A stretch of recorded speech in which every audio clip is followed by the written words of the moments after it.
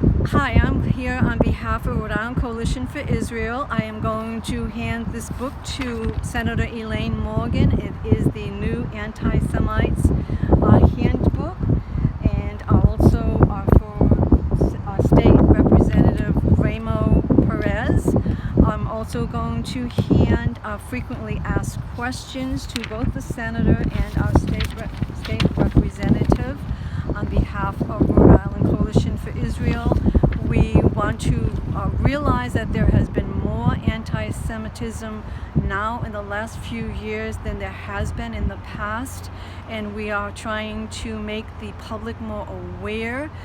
We had the Blue Bug banner in the Rhode Island on Route 95 explaining with the sign saying "Stop Anti-Semitism," and this is what we are trying to share with our senator and also our state representative. I'm so thankful that Elaine Morgan and Mr. Perez has been willing to back our program and back us as an agency. I'm just so thankful that they have been supportive and they will educate themselves with this handbook, and they'll be better able to go into the community and be supportive and represent what has been going on with Israel. Thank you. I am honored to be here today with all of you, the Rhode Island Coalition for Anti-Semitism.